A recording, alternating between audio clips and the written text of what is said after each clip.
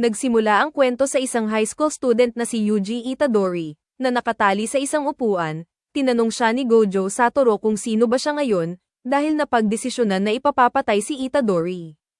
Noong nakaraang araw tumawag si Itadori sa ospital, upang kamustahin ang kanyang lolo, pero nagalit ang lolo nito at sinabi na wag itong pumunta sa kanya at umattend ito sa kanyang club. Kinagabihan nagpunta si Megumi Fushiguro, sa school ng Suji sa Wahai, upang hanapin ang isang curse object ngunit pagbukas niya nito ay wala itong laman.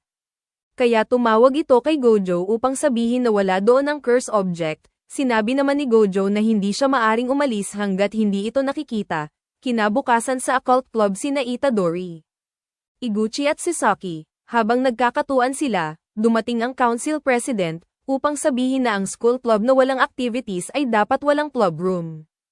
Pinaliwanag ni Sasaki na mayroon misteryosong nangyayari sa kanilang mga atleta kaya ito nagkakasakit, ngunit sinabi ng president na kaya nagkasakit ang mga ito ay dahil sa garapata. Dagdag pa ng president na dahil naka-register si Itadori sa track and field club, dapat ang required member ng club ay 3 para maging official ito, kaya hindi pumasa ang occult club dito. Dumating si Itagaki ang coach ng track and field, sinabi nito na siya ang nag-register kay Itadori sa kanila, dahil kailangan nila si Itadori upang makapunta sa national. Ngunit tumanggi si Itadori dito, sinabi ng coach na titigil lang siya pag natalo siya nito. Habang naglalakad si Megumi nakita niya si Itadori kung gaano ito kalakas at ikinumpara ito sa kanyang upperclassman na si Maki Zenin. Sinabi ni Sasaki na hindi niya kailangan pilitin ang sarili niya sa occult club pero mas pinili ni Itadori na manatili dito. Nang malampasan ni Itadori si Megumi nakaramdam ito ng curse object ngunit bago pa ito makausap ni Megumi, nagmamadali si Itadori upang makita ang kanyang lolo. Ngunit nagalit ang lolo nito sinabi na wag na siyang alalahanin at mag-focus na lang si Itadori sa kanyang club. Sinabi ng lolo ni Itadori na dahil malakas ito kaya tumulong siya sa mga tao kahit hindi ito magpasalamat sa kanya, matapos nitong magsalita ay namatay na ang kanyang lolo.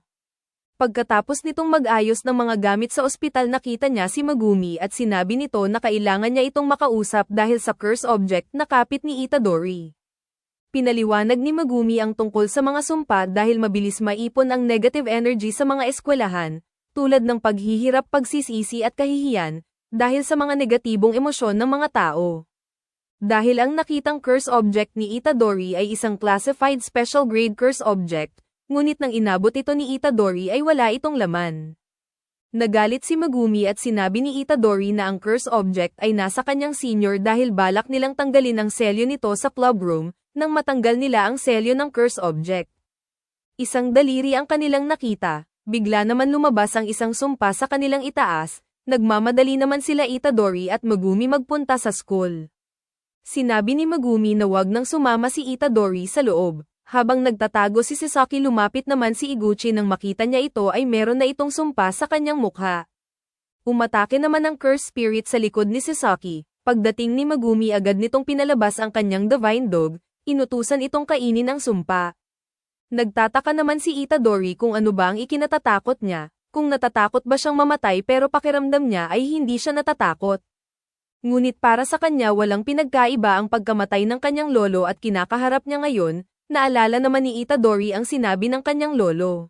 Matapos matalo ni Megumi ang 2 sumpa, nalaman ni Megumi nang mas marami ang sumpa sa building, nang makita niya ang mga sumpang nagsama-sama.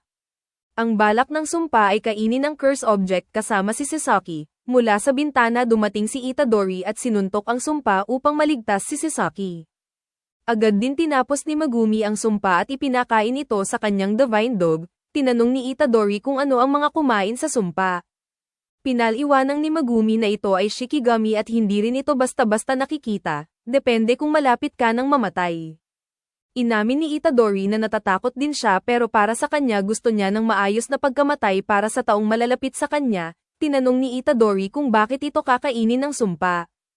Pinaliwanag ni Megumi dahil mas lalakas ang curse energy ng sumpa. Bago pa ito makuha ni Megumi lumabas ang isang malaking sumpa at ibinato si Megumi. Muling umatake ang sumpa na nakapagpatalsik kay Megumi, bigla naman tumalon si Itadori upang kalabanin ang sumpa. Habang patuloy sa pag-iwas si Itadori sinabi ni Megumi na sumpa lang ang makakatalo sa kapwa sumpa, tinamaan ng suntok si Itadori kaya nabitawan niya ang daliri, nahuli siya ng sumpa. Ngunit nagawa pa rin niyang seluhin ang daliri ni Ryaman Sukuna gamit ang kanyang bibig.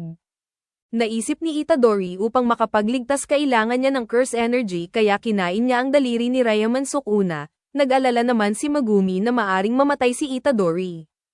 Pero nagawang makawala ni Itadori sa sumpa at agad niya itong tinalo sa isang atake. Nagbago ang itsura ni Itadori at nagsimula itong tumawa.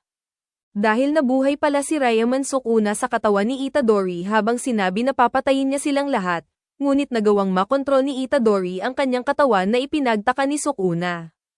Naghanda naman si Megumi upang patayin si Itadori bilang isang sumpa.